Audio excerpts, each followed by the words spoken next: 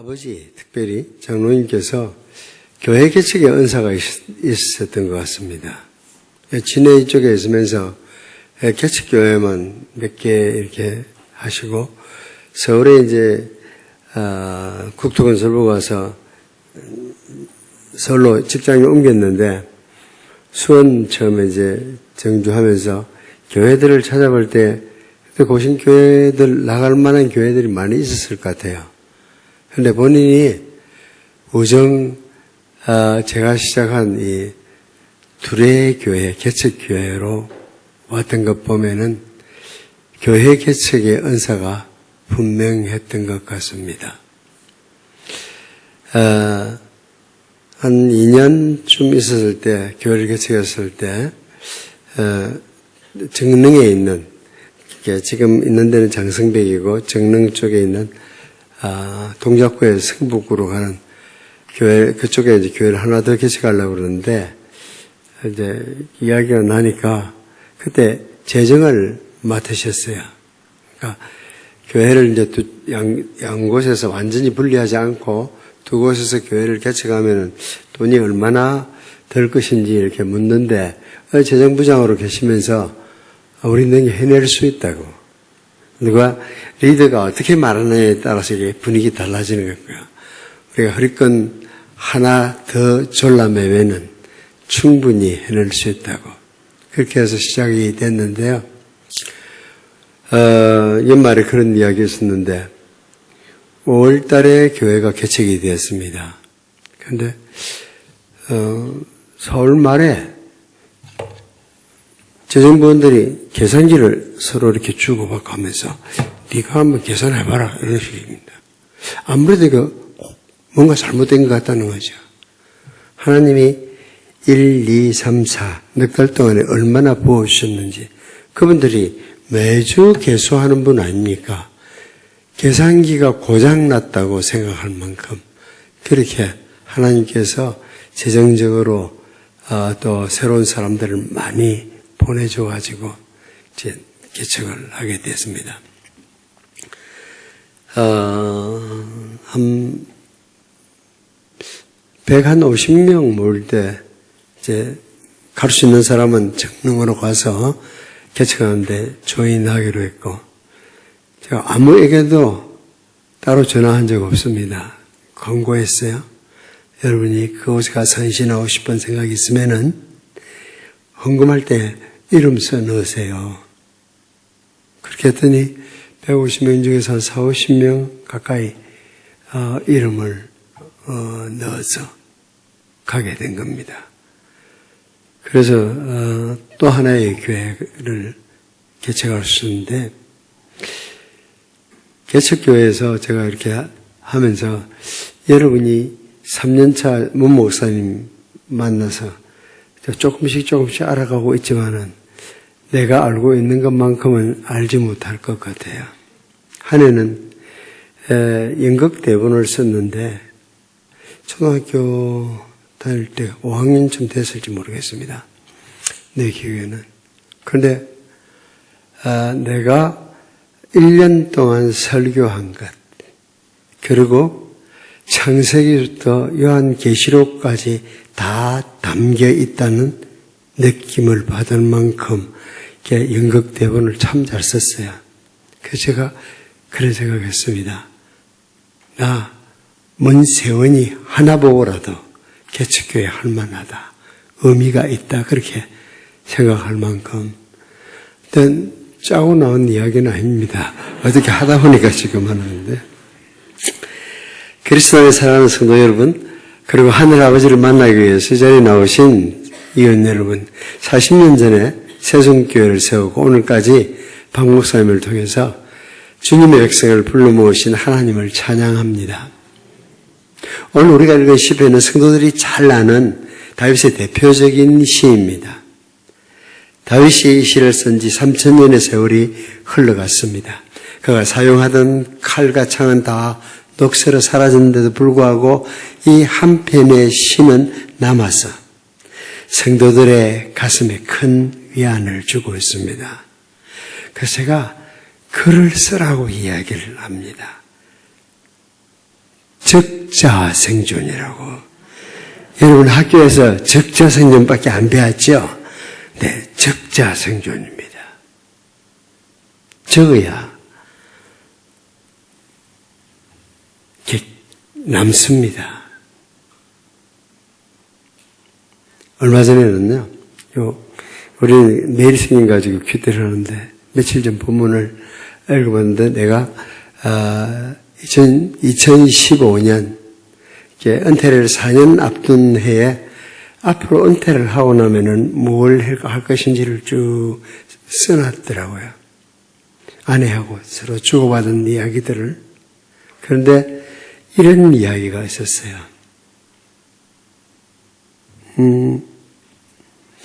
은퇴하고 나면은, 아내가 늘 공부하고 싶어 했거든요. 공부뿐만 아니고 하고 싶어 하는 것이 많았어요. 근데 한 가지도 내가 허락해 준 적이 없어요. 공부하려고 그러면 제가 늘 그러거든요. 명강의는 반드시 테이프가 나오든지 책으로 나오게 돼 있다. 그러니까 책 읽으면 된다. 이렇게 이야기를 했거든요. 그러면서 기회를 안 줬는데, 하프타임 세미나를 하면서 이렇게 설문조사를 해보니까 제 아내는 102살까지 산다는 예상 수명이 나왔어요. 그래서 70에 은퇴가 나면 70인데 에스라 성경대학원 대학교에 와서 2년을 공부한다고 하면은 30년 동안 성경을 더 가까이 더 잘 알게 되면은 투자할 만한 가치가 있을 거라고 생각하고 비로소 제가 거기다 써놨어요. 내가 늘 그렇게 당신한테 기회를 주지 않았는데 명강의는 다 책으로 나온 건 맞아요. 영상으로도 다 나오고 하는데 혼자서 공부를 하면 공부가 안 돼요. 그렇죠? 진도가 안 나가는 거예요. 돈을 내고 이렇게 공부를 해야 공부가 제대로 되는 것 같더라고요. 아까도 우리 저녁 먹으면서 우리 서대진 목사님 좀 트레이너로서 보디 트레이너로서 이게 과거가 있으니까 담임 목사님 좀 이렇게 들어갈 땐 들어가고 근육질로 만들어 주기만 하면은 내가 에스라 학생으로서 이렇게 받겠다고 이렇게 초대하겠다고 이야기를 했어요.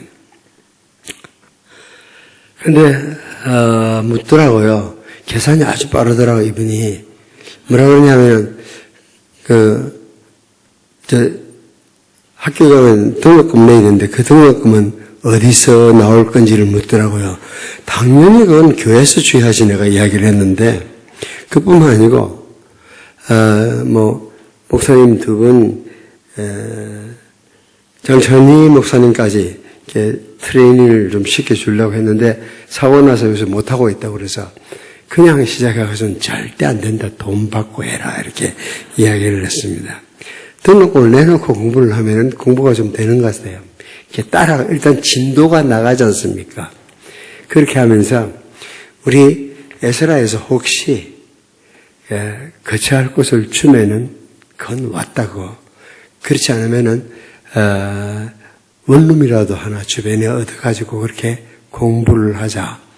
그런 이야기를 했는데 나도 그 쓴 거 다 잊어버렸어요.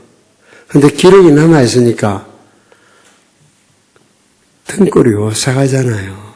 하나님께서 그냥 한번 부부가 해본 이야기인데 지금 제가 거기 원룸 얻어가지 있는 게 아니고 그래서 정장 사택에서 직무를 맡아가지고 하고 있는 걸 생각하면 소원을 가지고 기록으로 남겨요.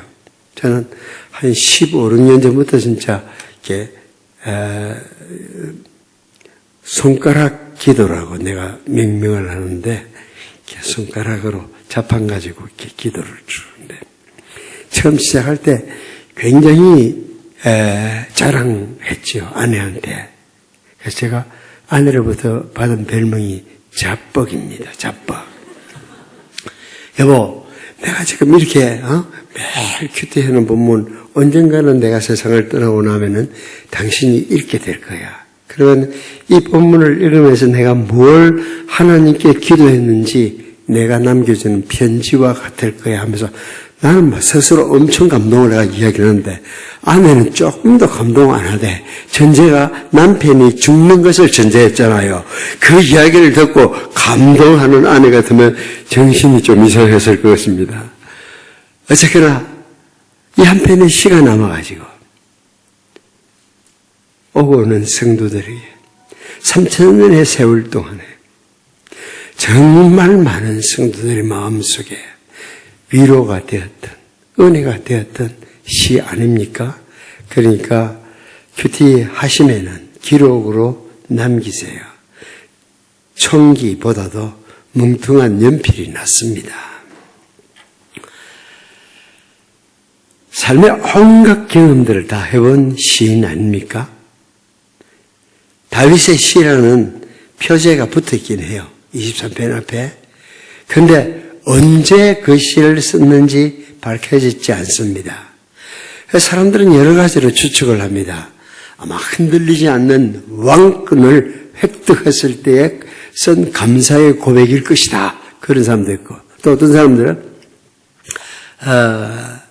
환난 가운데서 아들 압살롬이 자기 왕위를 노리고 공격해 온 그런 위기에 쓴 시가 아닐까. 또 어떤 사람은 평생 동안 인도해 주신 삶을 돌아보면서 노년에 쓴 시가 아닐까 이렇게 보기도 합니다. 그런데 이런 여러 가지 가정들을 하는 것 보면은 질문이 잘못됐어요. 다윗의 시라고만 딱 되어 있는데 언제 썼느냐를 가지고 따지기 시작하면은 답이 안 나오는 거예요. 답이 일치가 안 될 때는 그건 질문이 잘못된 겁니다.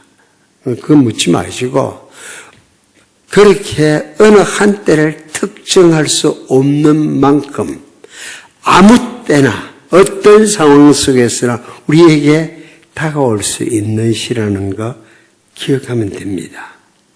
그래서 시편 150편 가운데서 1편과 더불어서 가장 많이 애송되고 있는 시가 시편 23편이라고 생각됩니다. 이 시는 여호와는 나의 목자시니 내가 부족함이 없으리로다 이렇게 시작하고 있습니다. 첫 절, 어쩌면은 이 첫 절 속에 나머지 5절을 통해서 하고 싶은 말을 압축해서 한마디로 먼저 딱 던집니다. 이게 히브리 시인들의 정서인 것 같아요.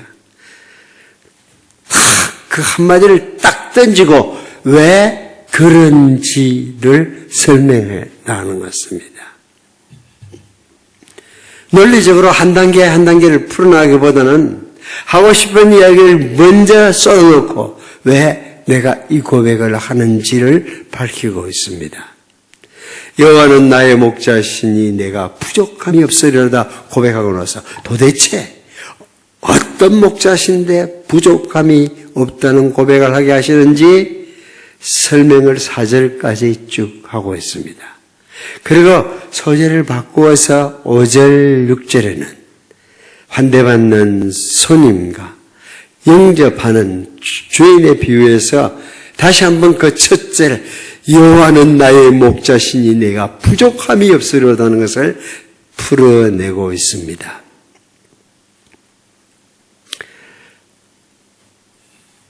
사람들마다 자기 이름이 있잖아요.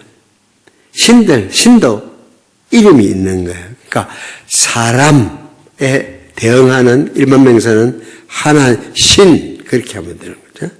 그러니까 박영호 목사님 박영호라는 이름에 해당하는 우리 하나님의 이름은 여호와 되는 겁니다. 그래서 우리가 믿는 하나님은 여호와 하나님인데 동양에 대해서 그런지 같은 정서가 있어요. 이스라엘 사람들은 우리보다 한술 더 뜯던 것 같아요. 우리는 아버지, 어머니 이야기할 때 세자를 그냥 내리지는 않잖아요. 무슨 자, 무슨 자. 함자가 그렇습니다. 그렇게 이야기를 하잖아요. 근데 유대인들은 그보다 조금 더 나갔던 것 같아요. 그 존귀하신 이름을 함부로 사람이 입에 담을 수 없다고 생각해서 성경을 읽다가 여호와라는 글자가 나오면은 여호와라고 발음하지 않고 나의 주님 바꿔가요. 하나님의 이름을 부르는 것보다 그냥 나의 주님이라고 바꾸어 읽었어요. 근데 히브리어는 본래 글자로 쓸 때는 자음만 가지고 쭉 글을 씁니다. 자음만 가지고 써놨기 때문에 모음을 붙여가지고 어떤 소리를 내서 읽는지는 연습을 해왔기 때문에 그걸 그냥 다 써놓은 것처럼 읽어요. 읽는데 여호와라는 글자가 나올 때마다 나의 주님, 아도나이, 나의 주님 이렇게 있다 보니까 100년, 몇백 년이 흘러가니까 나중에는 아무도 그 단어를 가지고 어떻게 발음을 해야 되는지 잊어버렸어요. 그래서 지금도 어떤 사람들은 여호와라고 하기도 하고 어떤 사람들은 야훼라고 하는 것이 더 본질적이라고 본래적이라고 생각하기도 합니다. 일반명사 하나님이라고 할 때하고 고유명사 여호와라고 할 때는 뉘앙스가 조금은 다른 것 같아요. 하나님, 전능하신 하나님, 창조주 하나님 요 확률로 나가는 게 쉬울 것 같고요. 여호와, 야훼 할 때는 언약에 신실하신 하나님 이런 의미가 있습니다. 스스로 계시는 하나님께서 자기 백성과 언약을 맺으신 분임을 회상시킬 때 여호와라는 이름으로 이스라엘 백성에게 나타내셨습니다. 하나님께서는 만물의 창조주이십니다. 소유자이십니다.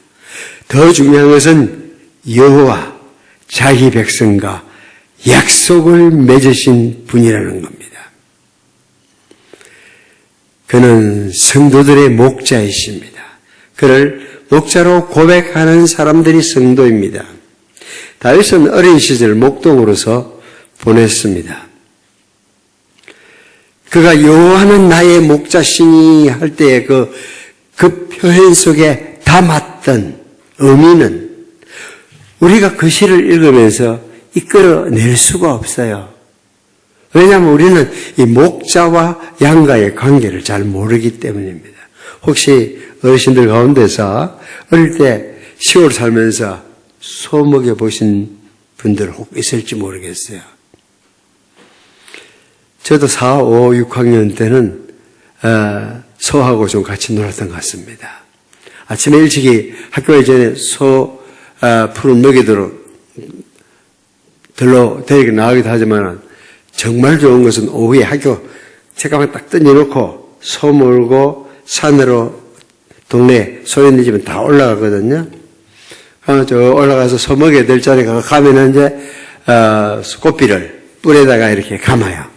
그래서 꽃비가 돌이나 나무에 걸려가 소가 넘어진다는 이런 일이 사고가 생기지 않도록 꽃비를 뿔에다가 감아 놓으면은 소는 소대로 풀 뜯고 놀고 먹고 우리는 우리대로 놀면서 아주 재미있게 지냈던 기억이 있습니다. 1년 전인가 2년 전인가 제가 그때 소 먹이던 산에 한번 가려고 시도를 했어요. 그해 6월 5일인지 6일인지 돼서 이제 고향 갈 일이 있어서 내가 초등학교 다녔던 그 집에서 시작해서 차를 세워놓고 학교 갔던 그 길, 또 가니까 가던 날이 장날이라는 이런 표현인데 가던 날이 100주년 기념식이더라고 우리 학교 모교에. 어쨌든 그거 갔다가 오후에는 이제 산에 소 먹이던 데를 갔는데 실패했어요. 점심 때는 내가 배는 너무 고픈데 찰 수가 없어요. 왜 그랬을까요? 세상이 달라져서 그래요. 제가 소를 먹일 때는 민둥성이 산이었습니다. 그러니까 방향 잡고서 길 따라가가지고 거기 내가 뛰놀던 넓은 바위들, 너들이라고 그러죠. 바위들이 100만 너들이라고 불리는 그 골짜기에 있었으니까 찾을 줄 알았어요. 그런데 세상이 얼마나 바뀌었냐면은 발을 디디려서 길을 찾아줬으면 그 울창해졌어. 그래서 정신 먹고 와서 또 한 번 시도했는데 역시 실패했어요. 그래서 해결하지 못하고 아직까지 왔습니다. 어쨌거나 그렇게 아주 재밌게 놀았던 소먹이는 이야기를 하면 조금 그래 떠올린 뭐 있는데 양을 치는 목자 한 번도 해본 적이 없죠. 본 적도 없잖아요. 우리는 가끔 비가 와서 홍수를 만나는데 이스라엘은 홍수보다는 가뭄이 자주 덮칩니다. 비가 세게 내리는 나라에서는 비가 오면 너무 신나합니다. 하나님 우리나라는 한 1300, 1500mm 비가 내린다고 제가 어릴 때 배웠습니다. 그러니까 물이 너무 많아가지고 그 무슨 말이었습니까? 돈을 물 수도 있는다고 저는 돈을 물 수도 있는다고 하는데 물이 워낙 풍부해가지고. 근데 요새는 많이 달라졌어요. 물 부족 국가에 분류되고 있습니다.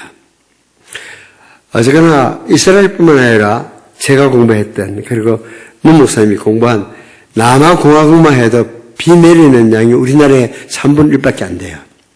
그러니까 비만 내리면 사람들의 기분이 좋아지는 겁니다.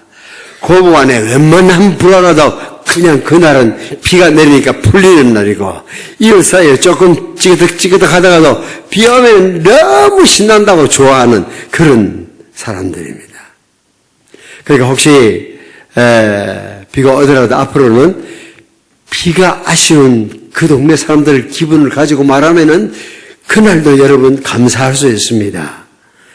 비 오면 너무 저는 좋더라고요. 그래서 야 오늘 세차게 비가 오니까 너무 좋다 이러면 아내가 싱긋이 바라보고 있습니다. 알고 있거든요. 저 사람은 내일 뒷날 햇빛 나면 또 햇빛 났다고 좋아할 사람이니까 내년이면 50년 되는데 알 만큼 다 알잖아요. 그러니까 같이 감동을 안 하는 게 좀 섭섭할 때가 있어요. 좀 미친 척하고 같이 막 박수도 쳐주고 이러면 더 좋을 것 같은데 그러질 않더라고. 내일 햇빛 나면 햇빛 났다고 또 좋아. 그러죠. 햇빛 나면 비 온 뒤에 햇빛 나면 얼마나 상쾌합니까? 좋아하죠. 어쨌거나 자연 환경이 틀리면은 서로 이해가 잘 안 돼요. 자란 환경이 틀려도 그런데 그래서 제 아내는 까칠한 도시 아가씨입니다. 저는 시골에서 살았잖아요. 이렇게 만나 살다 보면 이렇게 정서가 안 맞는 일이 한두 가지가 아니죠. 그런데도 50년을 내다보고 살고 있다는 것은 위대하고 강하신 주님 때문입니다. 아십니까? 위대하신 강하신 주님이 우리를 붙들어 주셨으니까 여기까지 올 수 있었던 거지. 정말 안 그러면 언제 그냥 끝장났을지 몰라요. 살면서 가만 생각해보니까 한 30년간 살아보니까 아내한테 참 감사한 것이 있더라고. 만약에 아내가 날 보고 다혈질 내가 하듯이 그냥 말을 성질난다고 팍 뱉어가지고 당신 그래가지고 무슨 목사냐 이랬으면 저 목사 못했어요. 아마 주저앉았을 거예요. 한 번도 그런 말 한 적이 없어요. 그게 생각해보면 참 감사하더라고요. 왜 저들 부족한 부분이 없겠어요. 나도 알고 아내도 알고 하나님도 알고 주변 사람도 다 아는데 그래도 그걸 그렇게 꼭 찍어가지고 말할 필요는 없지 않습니까? 그렇죠? 그게 아내의 지혜인 것 같아요. 어쨌거나 자연환경이나 생활환경 틀리면 잘 이해 안 됩니다. 그러니까 양과 목자의 비유를 제대로 알기 위해서는 그쪽 형편을 살펴볼 필요가 있습니다. 시를 쓴 사람의 감정에 젖어들려면은 먼저 그 시를 쓴 사람의 상황을 알아야 합니다. 시는 작가의 모든 인생 경험이 녹아있는 아름다운 결정체이기 때문입니다. 양을 치는 목자는 양과 같이 사는 사람입니다. 우리 소목이듯이 안 한다니까요. 양을 데리고 나가면은 며칠씩 몇 주씩 들판가 사는 데까지 그냥 함께 왼종일 함께 지내고 밤에는 같이 밤 이슬을 맞고 이렇게 지냅니다. 그렇게 몇 달 오래 같이 지내다 보면은 짐승과 사람의 만남이 아니라 한 생명체와 다른 생명체의 만남이 됩니다. 그래서 정이 드는 겁니다. 그래서 양 한 마리 한 마리마다 이름을 붙여서 부릅니다. 이런 목자의 체험을 가진 다윗이 여호와는 나의 목자시니라고 고백하고 있습니다. 다윗이 양을 지킬 때에 사자나 곰이 나타나면은 그 곰과 더불어 싸웠고 새끼가 하나도 물고하면 끝까지 그 입에서부터 빼앗아냈던 책임감이 투철한 목자였습니다. 나이 40대에서는 하나님이 자기에게 맡긴 그 백성 이스라엘의 목자로서 지내는 동안에 또 다른 측면에서 목자의 직무를 실감해서 할 것입니다. 그 다윗이 여호와는 나의 목자시니 내가 부족함이 없으리라고 고백하고 있습니다. 다윗의 그 고백의 느낌하고 양이라거나 치는 거 한 번도 본 적이 없는 우리들하고 목양 경험이 없는 우리하고 이 차이가 있을 수 있다는 거 인정을 할 수 안 있겠어요. 아, 그럴 수 있겠다. 하나님, 무한하신 하나님, 우리를 사랑하시고 우리에게 개인적인 관심을 가신 그분을 나의 하나님이라고 고백하는 사람은 부족함이 없습니다. 제가 이 시편 23편을 설교하고 싶었어요. 그때는 자원세승교회 이야기가 나기 전이었습니다. 아주 내 기억에 내가 정말 목회 처음 시작할 때쯤 썼던 설교가 아닐까. 그 원형은 뒤에 가면서 손질이 되었겠지만 말이죠. 우리에게 개인적인 관심을 가지신 그분을 나의 하나님이라고 부르면은 부족함을 느낄 수 없습니다. 다윗은 하나의 양으로 자신을 하나님 앞에 생각하고 살았습니다. 자신은 평생 목자로 지낸 분이에요. 소년시대부터 청년시대까지는 진짜 목자로 살았고 나이 40대여 가지고는 이스라엘 천천만의 목자로서 왕으로 살았잖아요. 그런데 하나님 앞에서는 하나의 양에 불과하다는 사실을 인식했습니다. 어려움에 봉착할 때마다 난관에 부딪힐 때마다 정말 어쩌지 못하는 상황에 빠질 때마다 나야말로 어리석은 양과 같다는 인식을 했습니다.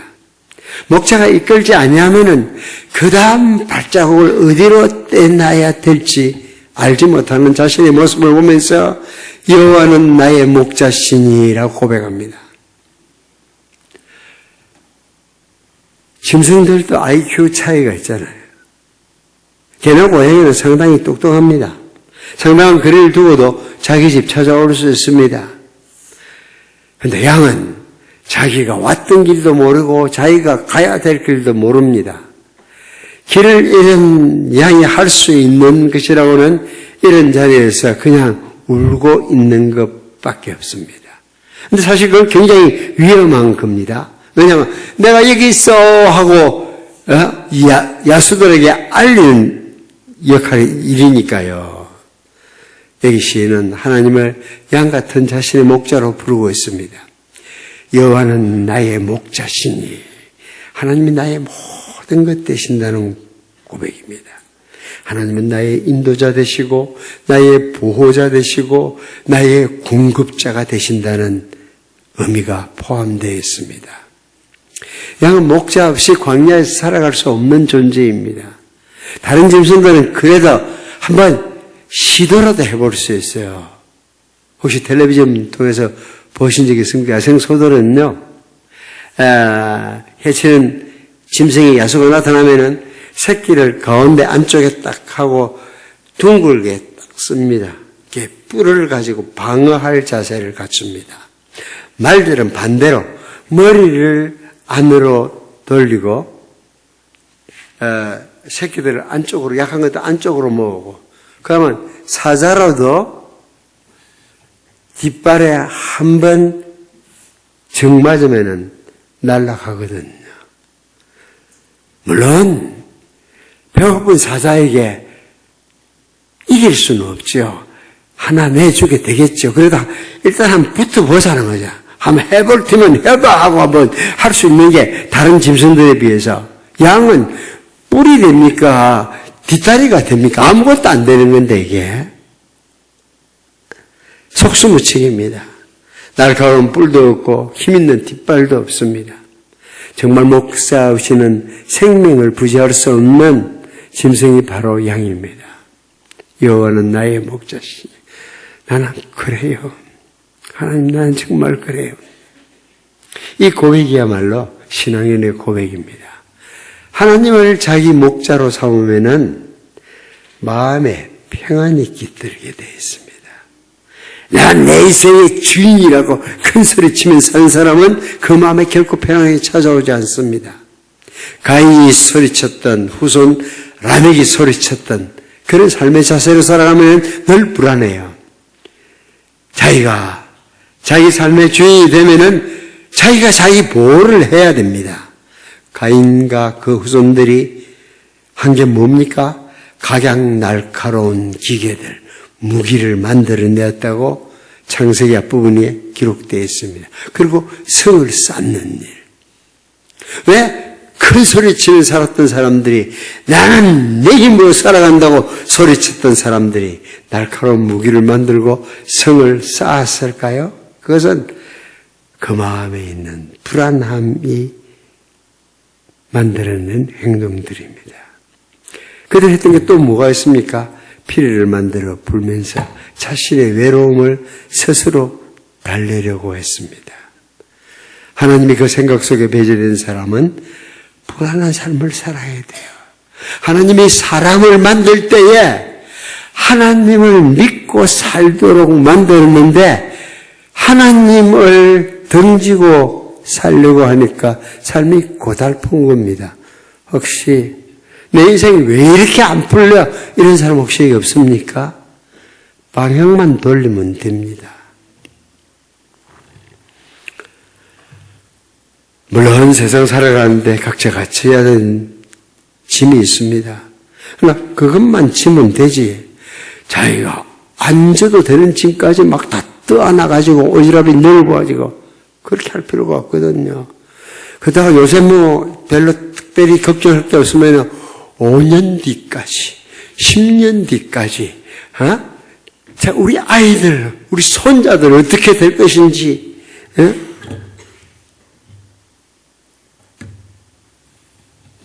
손자 사진을 갖다가 넣어가지고 자기 카톡 사진에다가 난 그런 할머니들 이해 못해요. 거기는 손자 들어갈 자리가 아니고 내가 들어갈 자리, 나를 나타내는 곳이니까. 그야까지 걱정하려고 그러면은 저 아들 나중에 클 때는 어찌 되겠노? 이런 걱정까지 하면은 편할 데가 없지요. 제 아내가 관대한 측면도 있지만은 또 가지고 있는 또 다른 별명이 있습니다. 그게 염려분과위원장입니다. 어느 대통령 때 보니까 위원회를 엄청 많이 만들더라고. 그래서 슬쩍 나도 하나 끼워넣었죠. 거기다가 염려분과위원회를 만들어가지고 분과위원장은 제 아내고 대학 동기생 장로님 한 분이 그러더라고. 목사님, 저는 그 부위원장 시켜주세요. 그분도 걱정 많이 하는가 봐요. 차를 몰고 서울로 올라가다 보면은 경부고속도로 쭉 서울 다 거의 나가가면은 오른쪽 편에 거기에 여문학 장로님이 그 이슬비 편지 빌딩이 있습니다. 플래카드 붙여놨어요. 뭐라 붙여있냐면은 기도할 수 있는데 왜 염려하십니까? 그게 써놨거든요. 장로님이 이스라엘 편지를 보내면서 사람들에게, 염려 많은 사람들에게 좀 한마디 하고 싶어서 그러는데, 저는 그걸 살짝 비틀어가지고 가끔씩 아내를 놀립니다. 염려할 수 있는데 왜 기도하십니까? 네. 다윗은 어려서부터 아버지의 양떼를 치는 목자였고, 어른이 되어서는 이스라엘 천천만을 이끄는 임금이 되었지만은 하나님 앞에서는 하나의 양에 불과하다고 생각했습니다.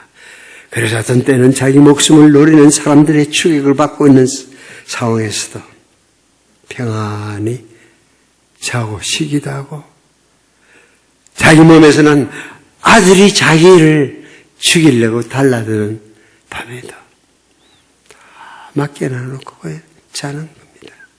사람은 두 가지 방식으로 삶을 살아갑니다. 내 영혼의 선장이라고 생각, 내가 내 영혼의 선장은 나다 이렇게 생각하며 상행합니다. 그러나 어떤 사람은 비록 조종관은 내가 붙잡고 있지만은 하나님께서 나의 손을 붙들고 있다고 믿는 사람이 있습니다. 때로는 스스로의 잘못 때문에 어떤 때는 나도 알 수 없는, 이유도 알 수 없는 어려움 가운데 빠지기도 하지만은 다윗은 하나님이 자기를 도와준다는 것을 믿었습니다. 여기 만일 여호와가 나의 목자라면 그렇게 고백하고 있지 않습니다. 여호와는 나의 목자시니라고 고백합니다. 신앙은 항상 현재형으로 고백되어야 힘이 있어요. 여호와는 나의 목자였다. 그렇게 고백하면 지금 아니라는 이야기잖아요. 여호와는 나의 목자일 것이다. 그건 신앙이 아닌 희망사항일 뿐입니다. 신앙은 여호와는 나의 목자시니라고 고백해야 됩니다. 하나님을 목자로 부를 수 있는 분은 부족함이 없습니다. 만물의 창조자, 만물의 소유자, 만물의 주관자가 우리 아버지이기 때문입니다. 하나님을 믿는 자는 천지 만물을 자기 손에 갖고 있는 자보다 더 부유한 자입니다. 물질은 우리에게 올 수도 있고 떠날 수도 있습니다. 지위는 주어지기도 하고 사라지기도 합니다. 우리가 고백하는 하나님은 늘 함께 계시는 임마누엘의 하나님이십니다. 그분을 통해서 우리는 날마다 쓸 것을 공급받습니다. 때로는 물질적으로 다른 사람처럼 넉넉하지 못할 수도 있어요. 그래도 부족함을 느끼질 않습니다. 왜? 하나님이 책임져 주실 것을 믿기 때문입니다. 옛날 우리 조상들은 여호와 하나님, 참 신에 대한 신앙은 없었지만 그래도 하늘을 믿고 살았어. 그래서 아이들이 태어날 때마다 뭐라 그랬어요?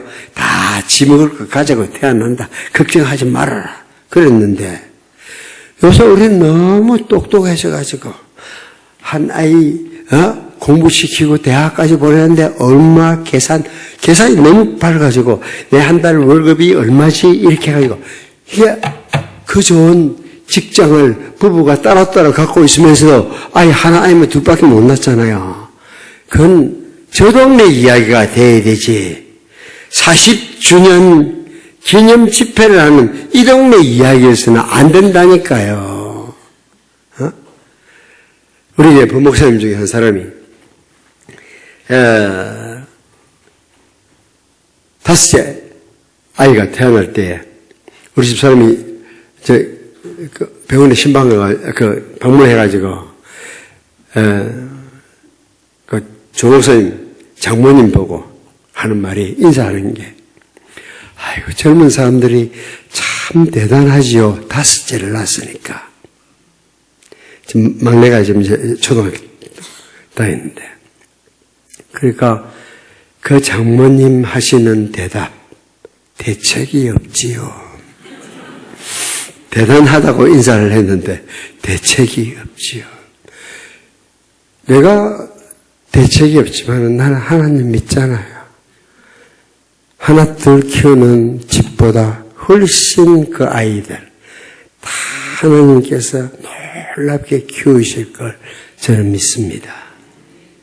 그 부부가 결혼해서 얼마 안 돼서 아직 신혼일 때 작은 아버지를 찾아갔대요. 작은 아버지가 보니까 결혼한 지 꽤 되는데 아이가 없거든. 그래서 물었대요. 너 결혼해서 아이를 낳아서 키우는 것 말고 그보다 더 의미가 있는 일이 뭐가 있다고 생각하냐. 그렇게 작은아버지가 질문을 던졌어요. 이것저것 다 생각해 보셨지만은 아이를 낳아서 키우는 것만큼 의미 있는 보람 있는 일은 없거든요. 그래서 그 작은 아버지 이야기 충고 때문에 5을 낳았다니까요. 근데 부작용은 있어요. 가끔씩 명절 되면 작은 아버지 집에 찾아가잖아요. 그러면 한 상자 복숭아라도 사가지 가야 되지 않습니까?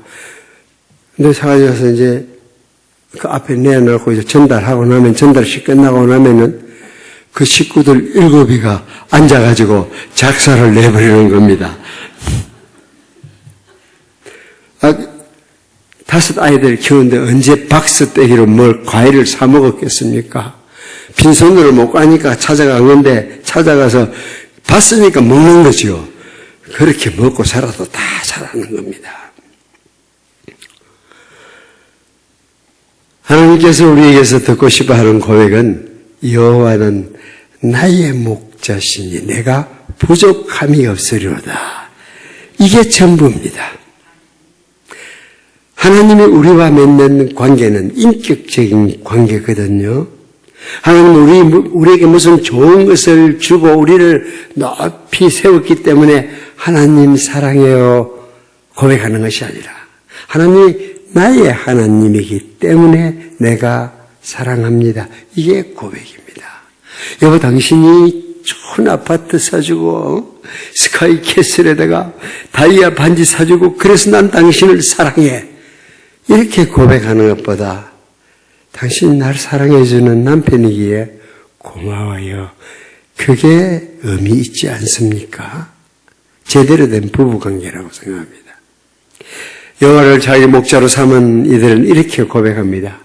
내가 비천에 처할 줄도 알고 모든 일에 배부름과 풍부와 궁핍에도 일체의 비결을 배웠노라. 많이 주셔도 그것 때문에 교만하지 않고 가지고 다른 사람 섬기고 없어도 없다고 비굴해하거나 안달해하지 않습니다. 풍부에 처할 줄도 알고 비천에 처할 줄도 알아야 합니다. 이것이 성숙한 그리스도인의 모습입니다. 배고픔과 배부름과 풍부와 궁핍에도 일체의 비결을 배웠습니다. 바울의 이 고백은 다윗식으로 옮기면은 여호와는 나의 목자시니 내가 부족함이 없으리로다고 말한 것 같습니다. 신자는 자기 분수 밖의 것을 구하지 않기 때문에 항상 만족할 수 있습니다. 유명한 부흥사 무디는 네 풍부함이 소유에 많은 데 있지 않고 소원에 적은 데 있다. 소원이 적다는 것은 단순화시키는 겁니다. 언젠가 아이들이 결혼한 자녀들이 전 2 아들이 있거든요. 아들만 둘 있는 사람을 보고 뭐라고 하는지 압니까? 아둘남이라고 그래요. 아들 둘만 있는 남사스러운 사람. 갑자기 세상이 이상하게 돼가지고 우리가 그렇게 전락하고 말았는데 어쨌거나 아들들이 내려왔는데 뭐 이렇게 이런저런 이야기를 하다 보니까 내가 아마 그리 이해했겠죠. 너 엄마는 이상하게 마음 먹기만 해도 하나님이 주신다, 보내주신다. 어느 날은 백화점을 지나가면서 머플러가 쭉 통로에 걸려있는 걸 보면서 한번 쳐다봤는데 한 번만 쳐다보고 통과해야 되는데 2번을 쳐다보면은 하나님이 보내주신다니까 눈치채버려가지고 한 번은 크리스마스인데, 이제, 우리, 고신이지 않습니까? 우리 주일날 아직도 나 때는 돈을 안 썼거든요. 근데 성탄절은 화요일인가 주일이 아니더라고. 그걸 아니니까 뭐 살 수 있잖아요. 손실이니까 아내가 가면서 그러더라고. 여보, 오늘 예배 마치고 나서 저 시장에 가지고 털장갑 하나 사자고. 그리고 정확하게 5분도 안 돼서 교회 현관에 로비에 딱 들어서는데 어떤 집사님이 손에 딱 선물 싸 들고 기다리고 있었습니다.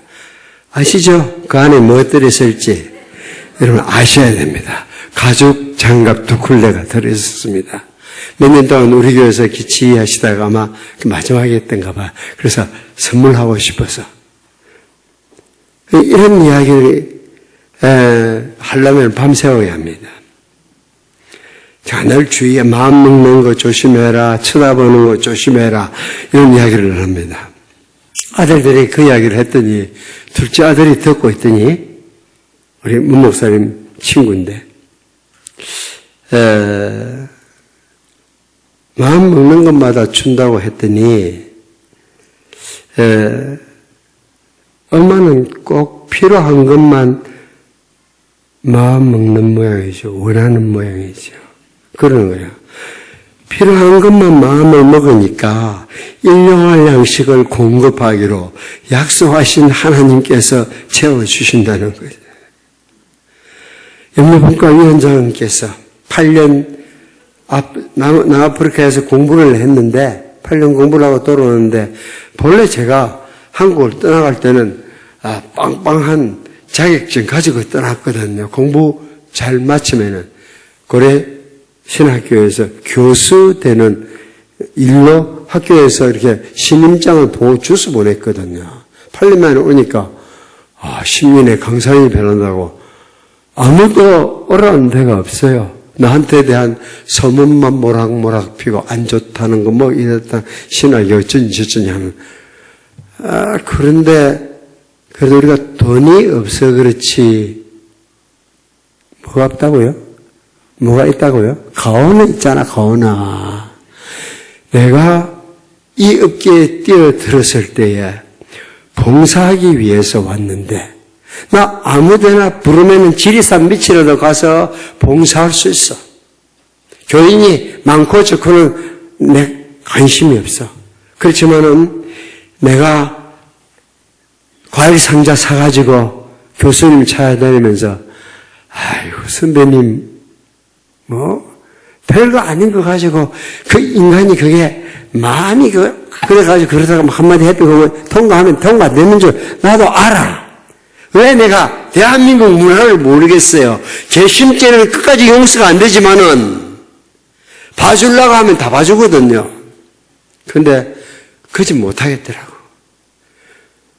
진짜 돈이 없어 그렇지 우리 가오가 없습니까? 하나님의 사자라는 가오가 있는데 그럴 수가 없는 거야. 내가 삼성 가고 대우 가는 것 같으면 자소서 써서 들이밀 수 있어요. 그 일을 하려면 처음부터 그쪽으로 나가야지 이쪽에 들어가서 그럴 수는 없잖아요. 그래서 안 간 겁니다. 근데도 8년 동안 바라고 왔던 것이 그건데 거기 못 가면은 공부했던 그건데 이제 걱정이 되겠죠. 남자들은 근데 좀 어떻게 보면 철딱서니가 안 없습니까? 남편들은 초등학교 5학년이다 이렇게 생각하면은 절대 싸울 일이 없습니다. 아들들은 커서 장가가는데 남편은 또 안 떠나가요. 크지도 않고. 그래서 이 험한 시대에 고생들이 참 많아요. 나도 반만 년 동안 우리 남자들이 여성들한테 행한 악행에 대해서 다 알고 있어요. 듣고 있어요. 그들이 너무 심했어요.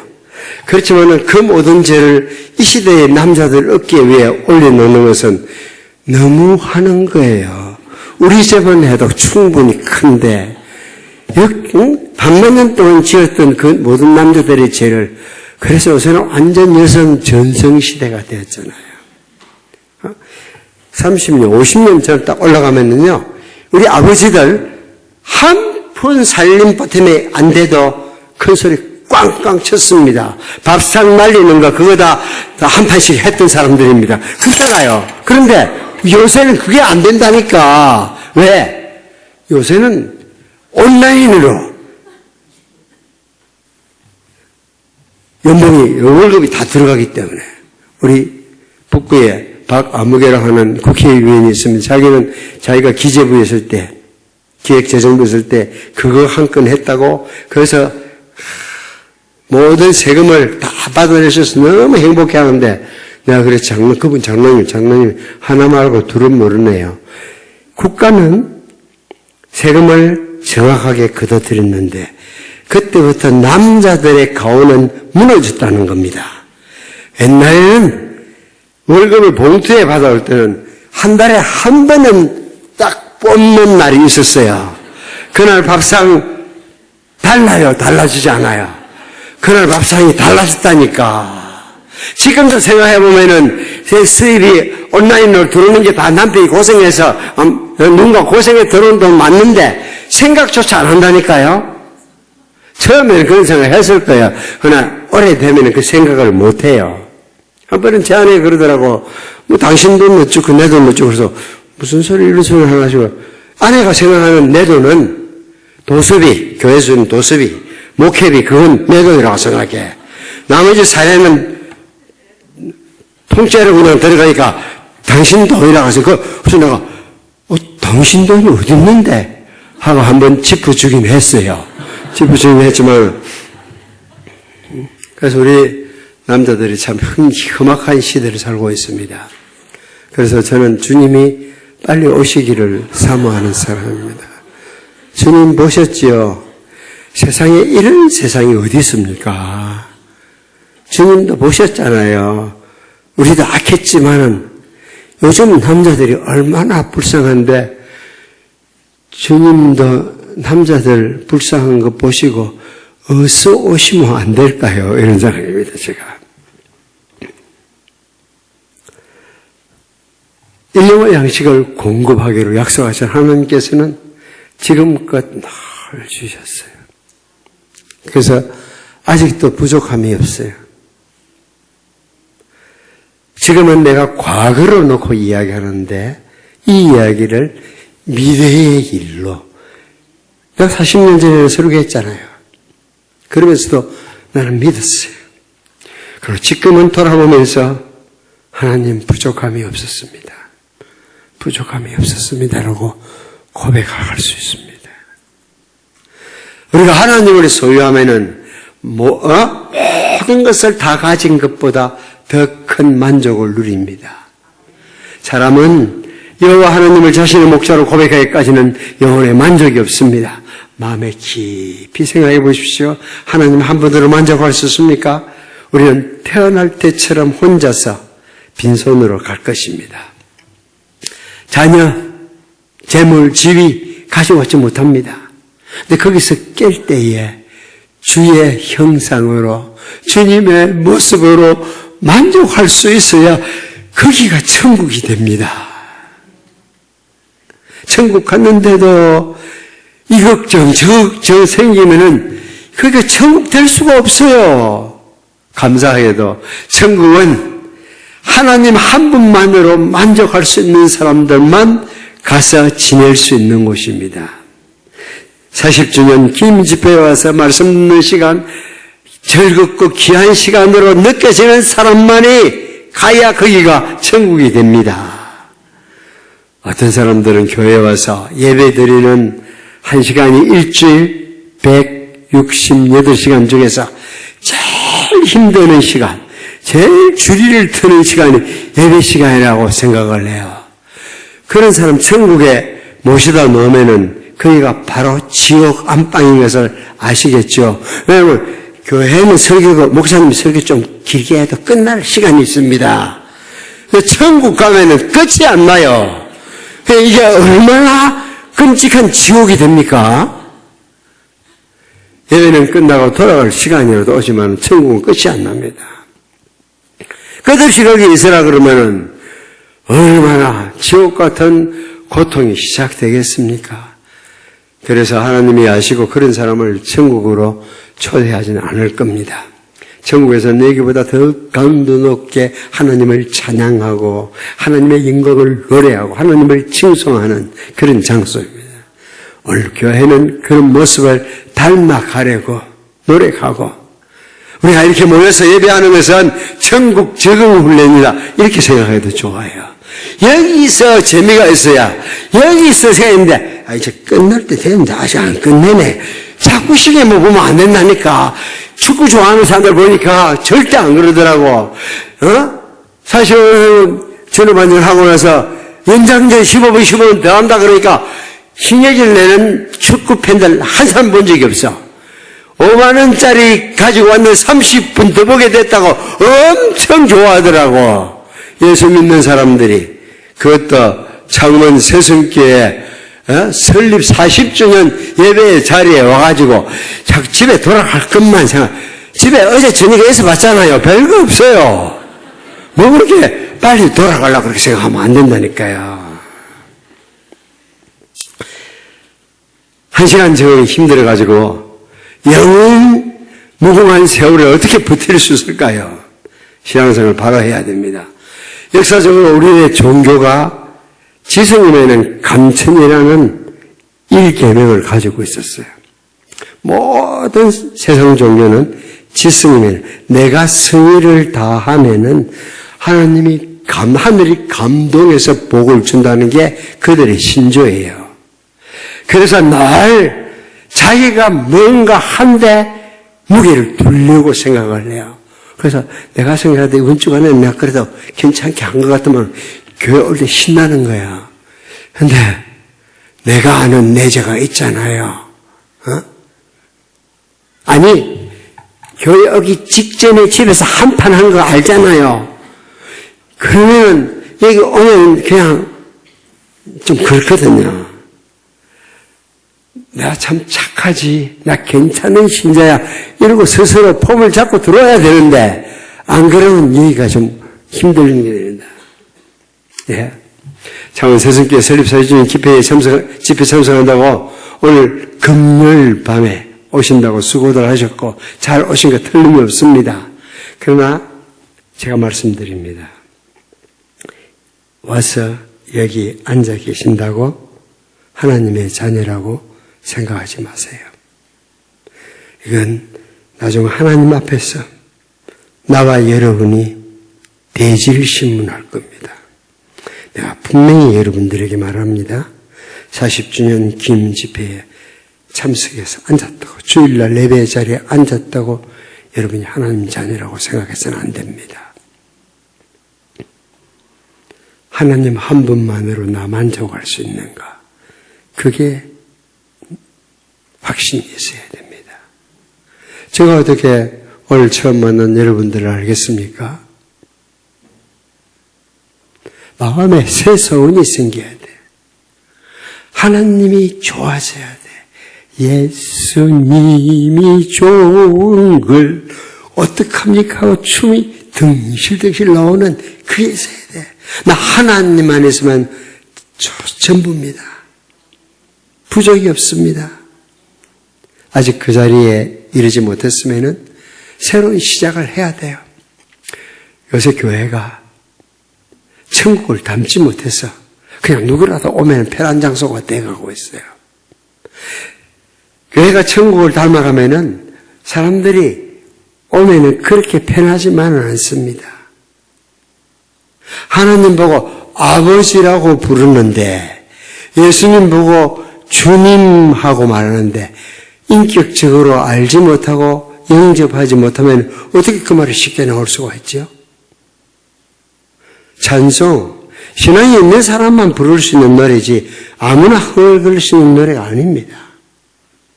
저는 처음 나오는 사람에게 불편하게 느끼도록 하자는 건 절대 아닙니다. 예수 믿는 티를 내가지고 억지로 불편하게 만들자는 이야기 아닙니다. 할 수 있는 대로 장애물을 제거해주고 쉽게 올 수 있도록 해야 되는데 일단 신앙이 있어야만 이 자리에 앉아있는 것이 내 집 같고 아버지 품같이 느껴지는 겁니다. 신앙 고백도 없는 사람들이 앉아있는데 교회가 괜찮더라고. 재밌는 이야기도 하더라. 뭐 이래가지고는 이게 안 된다니까요.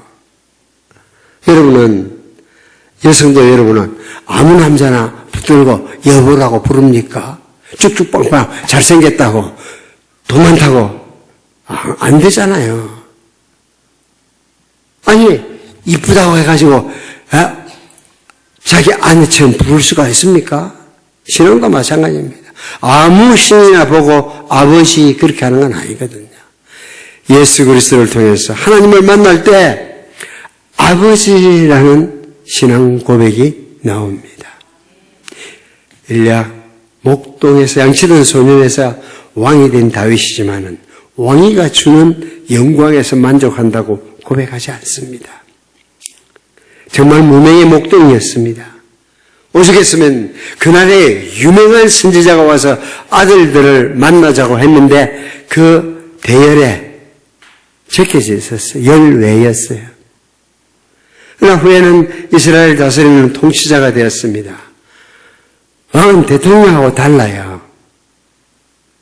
제왕적 대통령이 된다고 욕을 먹긴 하지만은 옛날 왕은 오늘 대통령보다는 훨씬 큰 권세를 가지고 있습니다.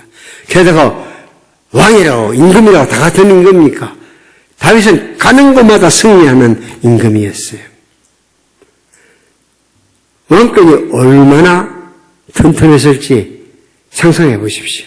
그런데 이 왕위가 주는 영화로 만족한다고 고백하지 않고 여호와는 나의 목자시니 내가 부족함이 없으리라고 고백합니다.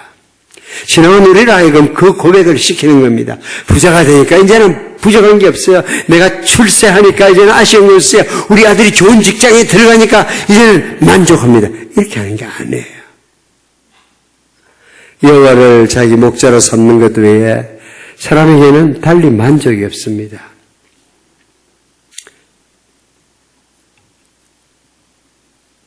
여인의 운명은 누구를 남편으로 만나야 달려있듯이 남자의 운명은 누구를 아내로 만나느냐에 달려있듯이 사람의 운명은 누구를 나의 하나님으로 삼느냐에 따라서 결정됩니다. 인간은 여호와 하나님을 만나기까지 결코 그 영혼에 만족이 없습니다. 창원 새순교회 성도 여러분 40주년을 맞는 성도 여러분 모두에게 대속해 주신 사랑을 간절히 알기 원하는 찬양이 여러분의 소원이 되기를 바랍니다. 여호와 하나님이 누구신지 알아가는 것이 사람에게서 가장 큰 축복입니다. 최고 선이라 그러죠. 하나님을 아는 것, 하나님과 사귀는 것, 그것이 우리가 누릴 수 있는 최고의 선입니다. 많은 분들이 상당히 삶을 사셨습니다. 뭘 추구하고 살았는지 생각해 보십시오. 지금 나는 정말 부족함이 없다고 고백할 수 있습니까? 이 고백 여부가 어떤 삶을 살았는지 판가름할 것입니다. 조용히 자신을 한번 생각해 보십시오. 여러분의 인생을 돌아보십시오. 이 고백을 할 수 있는 복된 신앙인으로 여러분을 부르셨습니까? 그러면 이 고백을 하도록 하신 주님께 감사하는 시간이 되어야 됩니다. 아직도 이 고백이 나오지 않냐면은 하나님 한 분으로 만족하며 이제 살겠습니다는 신앙의 자리로 들어오기를 바랍니다.